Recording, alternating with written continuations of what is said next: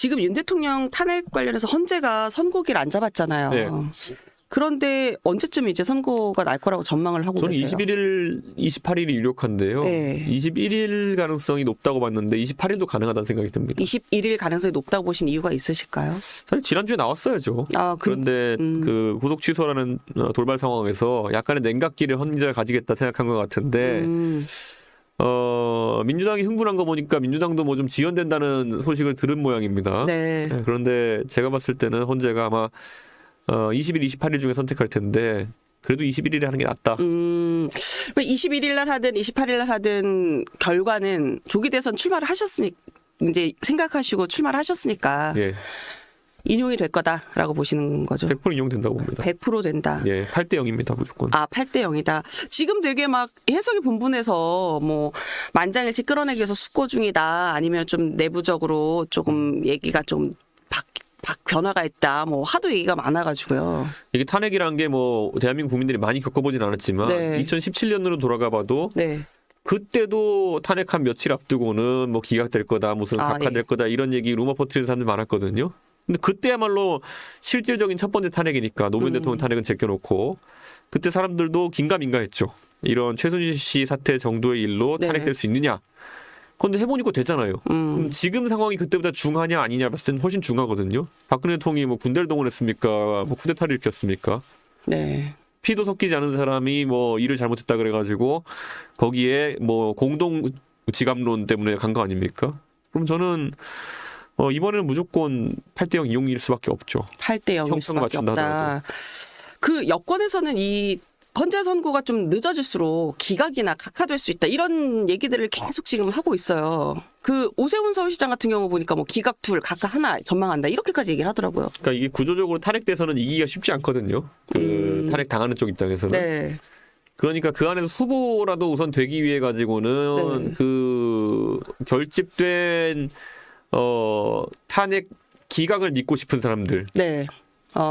표에 소구해야 되는 상황이기 때문에 그렇게 하는 건데요. 표에 소구하기 위해서 그렇게 얘기를 그렇죠. 한다. 정상적인 상황이라면은 그런 판단을 할 수가 없죠. 그 정도의 판단력이면은 대통령이 하면 안 되죠. 그게 진심으로 만약에 기각이나 각하일 거라 믿어가지고 그렇게 얘기하는 거면은 대통령 선거 나오면 안 되죠.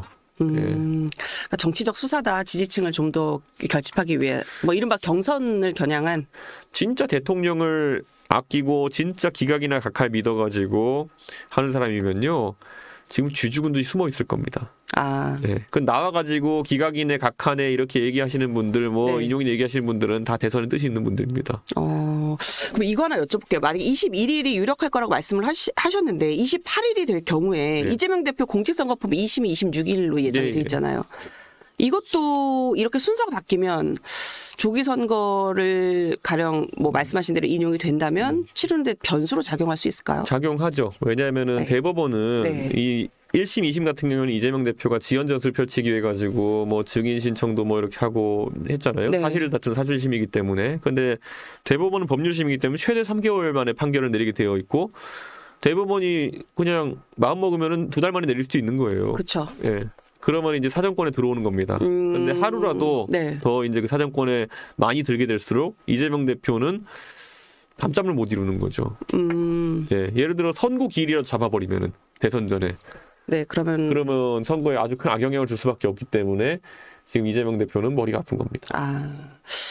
지금 헌재 이 판결 승복 여부가 지금 막 정치권에서 화두예요. 네. 뭐 국힘에서 지금 이재명 대표 민주당을 향해서 헌재 결정이 나면은 승복해라라고 네. 이제 얘기를 지금 하고 있는데 일단 뭐 필요하다고 보세요. 그 과거에 박근혜 전 대통령 때도 보면 여야 사당이 합쳐서 네. 이제 승복 결정 이제 그 선언 같은 거 했던 적이 있긴 그렇죠. 하거든요. 정세균 국회의장이 불러 모아가지고 맞습니다. 야사당이 예, 했었죠. 그런데 뭐 굳이 이런 걸 해야 되나요? 어차피 승복 안 하면 어쩔 건데요. 뭐 반란 일으킬 겁니까? 그러니까 승복해야 되는데 차라리 미리 선언하고 승복하는 모습 보이는 게 낫지. 나중에 가가지고 뭐 마지못해 승복하는 모습 이런 것들은 국민의힘을 위해서 좋지 않거든요. 네. 근데 지금 워낙 이 안에 올망졸망하게 지금 다양한 대선 주자가 있다 보니까 네. 서로 눈치 게임 하느라 지금 제대로 말을 못하는 거거든요. 예, 저는 안타깝습니다 좀. 아니 왜 그 한동훈 전 대표 그리고 또 한 분인데 제가 생각이 지금 유승민 예. 전 의원은 이거 승복에 대해서 메시지 내야 된다 이런 얘기를 했던 것 같고 그 네. 외 분들은 말씀을 안 하시더라고요. 그분이 당내의 역학구도의 그런 영향을 좀 받아서 이렇게 입장의 차이가 있다고 보시는 거예요. 저는 탄핵 찬성에 적극적으로 나섰던 분들은 네. 지금 그런 입장이 당의 주류적 입장이 되길 바라는 것일 거고요. 네. 탄핵에 대해서 미온적이었거나 아니면은 아직까지도 그 소위 말하는 제가 봤을 땐 김문수 지사가 다 먹었거든요. 그 지금 포션은. 여론조사에서는 예, 그렇죠. 그러니까 탄핵 찬성하는 포션은 다 지금 김문수 지사가 탄핵 반대하는 포션은 다 반대하는. 먹었는데 그거에 미련을 못 버려가지고 지금 거기에다가 밑보이지 않으려고 하는 분들이 그런 좀 조용히 하고 있는 스탠스를 취하는 것 같은데 네. 저는 그 종류의 판단력이면은 진짜 정치 만든다 생각합니다. 그렇게 조용히 있는 게 경선에 실질적으로 선거 많이 치러 보셨으니까 도움이 될까요?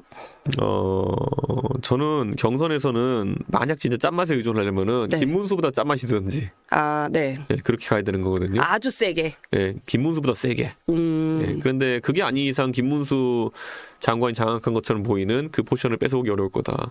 뺏어오기 어려울 것이다.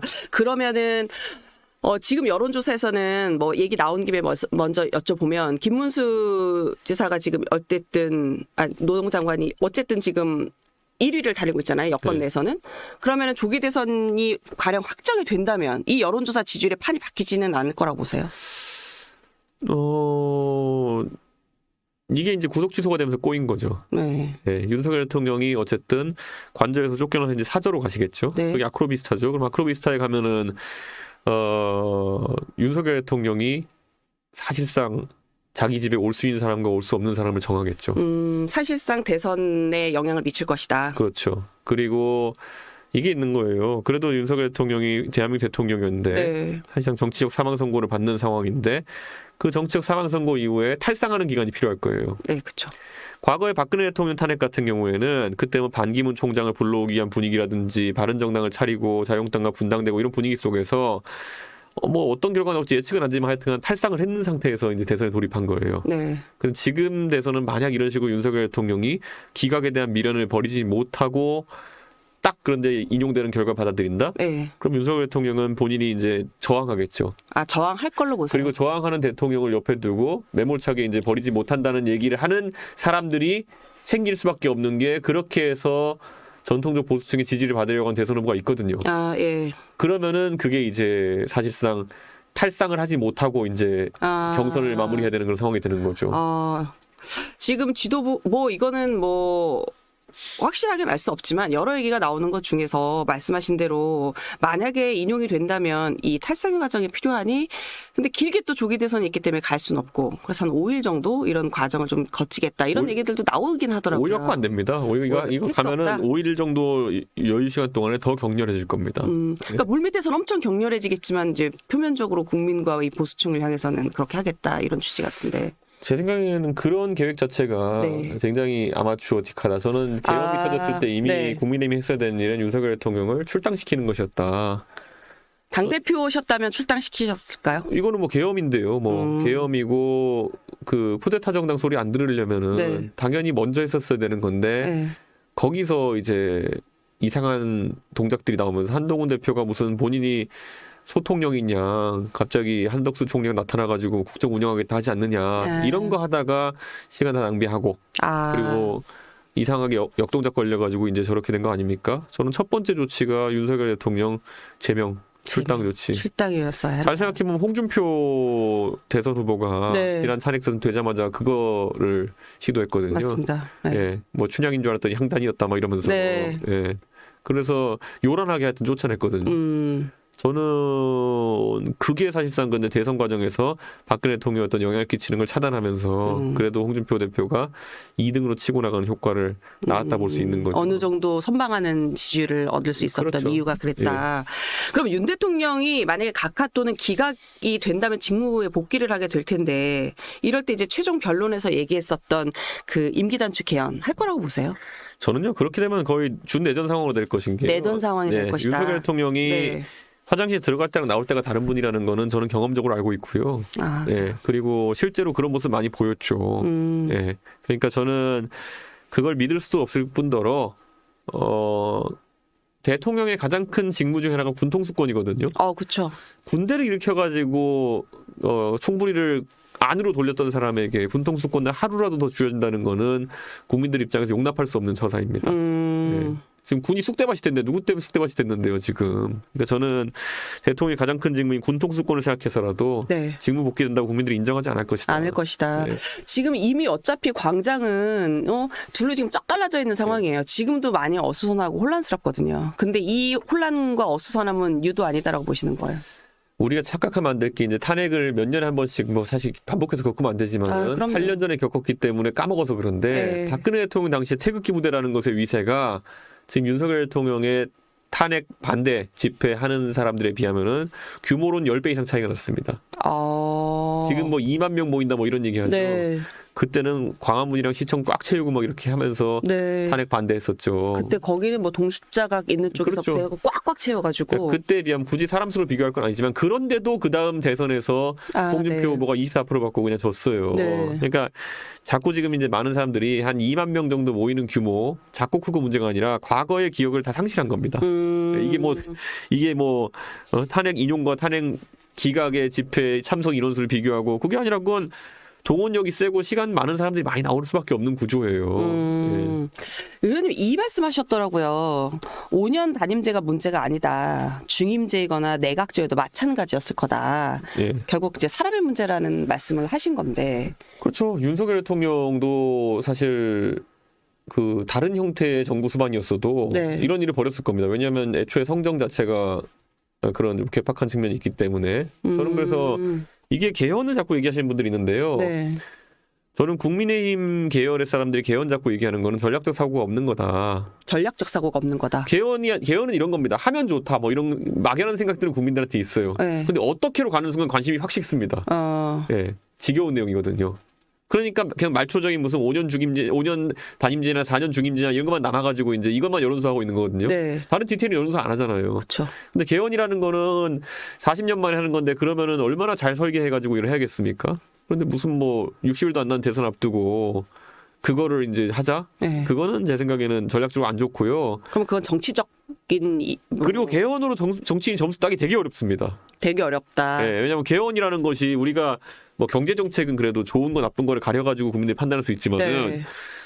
개헌은 그냥 사과랑 오렌지를 비교하는 거랑 똑같은 거예요. 네. 국민들 입장에서는 사실은 네. 네가 그런 개헌 생각 거기서 그래 잘 들었어 뭐 이런 거지. 잘 들었어요. 야 너의 개헌안을 보니 나는 너를 뽑겠다 이런 사람은 나올 수가 없어요. 그러니까 여기다가 왜 시간 낭비를 하겠다고 하는 건지가 사실 네. 국민의힘의 전략과 마인드가 없는 거고. 네. 국회에 가면 이제 국회 옆에 헌정의 건물인데 거기 가면 이거 좋아하시는 전직 국회의원들 굉장히 많으세요 어르신들. 네. 그러니까 그런데 낮은 데 끌려가면 큰일 나죠 이거는. 네. 아니 그러면 저는 이제 의원님 그 말씀을 하셨길래 사람의 문제를 그러면 어쨌든 시스템을 조금 보완해서 네. 이게 안정적인 그 국정 운영을 좀 해보자는 취지로 이제 개헌이 나왔다라고 네. 생각을 해서 그럼 이 시스템적 보완이 안 되면 의원님 생각하시는 이 해법은 저희가 사람한테만 의지해 개헌을 하더라도 정말 의지가 있고 선한 대통령이 나와가지고 내 권력을 줄이는 방향으로 네. 임기 초에 개헌하는 게 유일한 개헌의 가능성이지. 1년 전에. 예, 지금 우가우가 해가지고 사람들이 모여서 개헌하자 민주당이 안 받고요. 네. 사람들이 관심이 없습니다. 그래서 저는 개헌에 대한 논의는 네. 당선된 이후에 하는 거지. 네네. 당선되기 전에 개헌 갖고 아까 말했듯이 너희 개헌안을 보니 네가 갑자기 마음에 들어졌어라는 사람 대한민국 국민 중에 한 명도 안 나올 겁니다. 그러니까 이거는 국민의힘이 여기다 시간 쓰는 거는 자기들 시간 날리는 행위인데 이걸 하겠다고 전부 다 막 토론회하고 하는 거 보면 제가 참 개탄스럽습니다. 그 정도 전략적 마인드가 없이 신선도름 하고 있는 거예요. 이 의원님 이제 출마가 공식화됐으니까 이제 향후 경쟁자가 될 분들에 대해서 좀 얘기를 해볼 텐데 이 여권 잠룡 관련해서 좀 여쭤볼게요. 윤 대통령 구속 취소된다면 이제 국민의힘 이제 잠룡들이 이제 멘붕에 빠졌다 이렇게 말씀을 하시면서 야구에서 이제 일루주자가 그 역동작 걸린 상황을 말씀을 하셨어요. 근데 그러면 지금 나온 후보 중에 누가 가장 역동작이 세게 걸렸다고 보세요? 뭐 저는 한동훈 대표 나와가지고 뭐 책도 팔고 이렇게 해보려다가 역동작 세게 걸렸죠. 뭐 이제 할 수 있는 게 없잖아요. 오늘 지금 우리 녹화하고 있는데도 경북대학교 강연이나 갔다고 이제 기자들이 전해주던데 뭐 가서 거의 앞에 집단적으로 반대 시위하고 있다고 하는데 이게 행동이 굉장히 제약될 겁니다 앞으로. 뭔가 특별하게 돌파구를 찾을 만한 게 없다. 그러니까 이런 거잖아요. 한 정치인이 정치 입문을 비대위원장과 당대표로 했다고 하는 네. 거는 굉장히 이미 많은 기회가 주어진 겁니다. 아, 그쵸. 근데 그 기회에서 성과가 나지 않았다? 그럼 그 다음에는 험난할 수밖에 없는 것이고 일례로 한동훈 대표에 비해서 전혀 스펙이나 아니면 이력에 비해서 뒤처질 것이 없는 황교안 대표가 그렇게 무너졌어요. 총선 한번 거하게 말아드시고 그 다음에 부정선거에 빠져가지고 이제 정치권에서 언저리에 계신 거거든요. 네. 그런데 한동훈 대표는 뭐 똑같이 법무부 장관에 그 정권의 상대적으로 젊은 법무부 장관에 네. 당대표를 하고 근데 선거 그냥 깔끔하게 지고 네. 시원하게 지고 아. 이게 이력에 다잖아요. 그럼 여기서 한동훈 대표가 어떤 이유로 지금까지 숨겨놨지만 일부러 보여주지 않는 능력이 있어가지고 갑자기 보여주지 않는 한 그건 좀 약간 애매하죠. 실적이 없으니까. 이 유승민 전 의원이 박근혜 전 대통령 이 탄핵 당시 배신자 프라임에 이제 세게 걸렸단 말이에요. 근데 지금 한동훈 전 대표도 지금 이제 윤석열 대통령 이 탄핵 국면에 지금 배신자 프라임에 세게 걸려 있는 상황인데 이게 공교롭게 이제 보수 진영에서 좀 반복이 되고 있는데 이게 보수 진영만의 어떤 그런 그 내부적 구조의 특징이 있는 걸까요? 아니면 우연이라고 봐야 될까요? 유승민 의원이 배신자 프레임 때문에 고생한다고 하는 거는 네. 사실 유승민 의원도 그렇게 믿는지는 모르겠지만은 저희 이 나는 정치인이다 오셔서 네. 아직까지도 그걸로 좀 고생을 하고 계시다고 그거는 말씀하시더라고요. 본인의 정치에 관련된 문제를 너무 하나로 퉁치려고 하는 그런 경향성에서 나올 수 있는 생각이에요. 아, 하나로 퉁치려고 하는 경향성이요? 사실 배신자 프레임에 걸리려면 걸릴 사람 얼마나 많습니까? 뭐 원희룡 장관은 그때 바른정당 안 했습니까? 오세훈 시장은 바른정당 안 했습니까? 그 배신자 프레임에 걸렸다는 것 자체가 네. 그 다음에 그분들은 뭐 다른 방향을 돌파하려고 해가 돌파해낸 거고 네. 거기 프레임에 걸린 거는 그것 때문인지 아니면 다른 이유인지는 생각해 봐야 되는 거죠. 유승민 전 의원이 다른 뭐 말씀하신 뭐 원희룡 전 장관이나 뭐 등등처럼 뭐 이준석은 뭐 바른정당 안 했습니까? 뭔가 돌파하려는 개인의 어떤 그 액션이나 노력이 좀 있었어야 된다고 보시는 거예요. 애초에 배신자 프레임이라는 게 없는 걸 수도 있어요. 그러니까 사람들이 없는 거일 수도 있다. 그러니까 이런 거잖아요. 사람들이 상투적으로 그냥 얘기하는 것도 있어요. 어떤 정치인에 대해서. 네. 뭐 이준석한테 싸가지론 같은 거 얘기하잖아요. 그런데 뭐 이준석은 뭐 여자가 싫어한다. 그런데 동탄맘들이 사는 동탄에서 되잖아요. 그러니까 그런 거는 그렇게 가면은 그냥 그다음부터는 그냥 가십성 얘기지. 네. 이게 실제와 가십성 얘기는 다른 거거든요. 돌파해냈으니까. 그러니까 동탄에 가보니까 동탄맘들이 기혼 여성들은 저한테 전혀 적대감도 없고 네. 예, 기혼 여성들은 레디컬 페미니즘이나 이런 데 거리를 두거든요. 그러니까 그런 걸 잘 시그널을 받아들여야 되는 건데 배신자는 박근혜도 까먹은 사람 많은데 어떻게 배신자는 분이 아직까지 살아있을 수 있겠습니까? 그거는 그러니까 냉정하게 지금 젊은 세대가 박근혜를 어떻게 합니까? 8년 전에 그 탄핵되신 분인데 지금 20대는 잘 몰라요. 네. 어릴 때 이름이나 들어봤겠죠. 그러니까 그 영향력은 벗어난 건데 왜 지금 아직까지 그걸 계속 그냥 거기에 고민하느냐. 왜냐면 그 종교가 계속 이제 여러 집회를 좀 주도하고 있어요. 네. 그래서 지금 그 말씀 하셨더라고요. 부적절하다. 네. 정치와 종교는 분리돼야 된다. 사실 정교 분리는 뭐 계속 아주 거슬러 올라가면서부터 얘기가 나왔던 건데 근데 지금 그렇지 못하고 있는데 특히 보수 진영에서 이 보수 진영에서 전광훈 목사는 어떤 존재라고 평가하세요? 저는요 차라리 기독교회가 네. 다른 나라처럼 기독교 계열 정강 정책을 가지거나 기독교 계열 정책을 펴는 정치인을 응원하겠다라는 네. 어떤 종교적인 관점을 순수하게 드러냈으면은 차라리 모르겠어요. 아, 그런 분들이 원내에 들어와서 활동하는 거에 대해서 지지하겠다. 아니 근데 이 윤석열 대통령을 지지한다고 하는 전광훈 목사 또는 뭐 전광훈 목사가 지금 기독교계에서 내쳐지긴 했지만 네. 그런데 어제 기독교계의 반응이라고 하는 거는 말 그대로 좀 이해가 안 가는 부분이 있거든요. 예를 들어서 대선 토론 때부터 이렇게 손바닥에 왕자 쓰고 나오고 기독교와는 별 관계가 없어 보이는 네. 그리고 주변에 막 도사들이 넘쳐나고 이런 분인데 이분을 지금 기독교에서 밀겠다고 하는 게 어떻게 그러면 하다못해 종교 정치라도 제대로 하는 것이냐. 그러니까 이건 천천히 이권이거든요. 네. 예. 저는 그래서 오히려 마음에 들지 않습니다. 예를 들어서 다른 나라에서 있는 그런 기독교나 이런 것들이 정치에 영향을 미치려는 것처럼 뭐 어떤 사회적인 논쟁에 대해 가지고 어떤 입장이냐. 낙태 논쟁에 대해서 어떤 입장이냐 네. 이런 걸 바탕으로 해서 종교 집단이 지지를 정하는 거면 상관없는데 이건 순 보면 윤석열 대통령은 기독교적 관점에 봤을 때 진짜 비판할 구석이 많은 분이에요. 예. 근데 이제 제가 예전에 심심해가 챗 GPT에다가 네. 윤석열 대통령을 이슬람 율법에 따라 비판해줘 이런 것도 해봤거든요. 아, 그래요? 그 뭐라고 나오던가요? 이슬람 율법에 따르면 윤석열 대통령은 거의 굉장히 뭐 이런 표현이 적절할지 모르겠지만은 부도덕한 사람이에요. 예. 그리고 뭐 술 줘가지고 뭐 그런 것도 시작해가지고 네. 그리고 성경 말씀에 따라서도 그렇게까지 저는 아주 곧대로 살고 있는 분은 아닌 것 같다는 생각이 들고 하다못해 제가 그래서 챗GPT에 삼강오륜에 따라서 비판해 주는데 삼강오륜도 그렇게 잘 지키는 분이 아니에요. 삼강오륜을 보면 뭐 군신유의, 네. 뭐 신하와의 관계를 제대로 하고 앉아 있나, 부자 유친, 뭐 그렇게 살갑게 뭐 가족들을 관계하는 것 같지도 않고 이분을 종교적 관점에서 저는 그렇게 종교계가 미는 거는 사실 이율배반이다. 근데 이제 이게 한 표가 좀 아쉽잖아요. 정치권에서는 네. 선거 때. 네. 그러다 보니까 뭐 과거에도 그렇고 이 종교 뭐 특정 종교를 아니건 뭐 기독교든 불교든 종교 정치인들이 되게 이제 관심도 갖고 정책에 대한 어떤 그 노력 뒷받침도 좀 노력도 해주고 이런 게 좀 있었어요. 네. 근데 지금은 이제 그것보다는 조금 달리 유독 이렇게 두드러진 이유가 뭐가 있을까요? 글쎄요, 저는 이 보수 집단이 과거 노무현 대통령에게 대선을 진 뒤에 이회창 총재가 본인들이 봤을 땐 최고의 스펙을 가진 경기고 서울대 법대 출신이 그쵸, 그때는 어떻게 뭐 거의 다 된 것처럼 알고 고졸 출신 있었죠. 노무현에게 졌냐? 뭐 저는 알 것 같은데 그때 그걸 몰랐던 사람들이 원인은 우리가 거리의 정치, 아스팔트 정치를 너무 몰라서 그렇다. 그래서 우리 분위기 타자 그래가지고 끌어들인. 그렇다고 갑자기 뭐 관료 출신이 아니면 교수 출신의 보수 정치인들이 어디 가서 갑자기 이런 조직화를 하겠어요? 그러니까 기조직화돼 있던 두 가지를 끌어들이죠. 안보단체. 그때는 뭐 그 서정갑 대령부터 시작해가지고 이런 분들, 안보단체 하시는 분들, 그 다음에 그 교회. 하나는 조직력이고 하나는 돈이고 이렇게 해서 끌어들인 거죠. 그래가지고 이 둘이 이제 들어왔는데 안보단체로 활동하시던 분들이 나이가 드셔가지고 은퇴하셨고 교회에게만 남은 것이죠.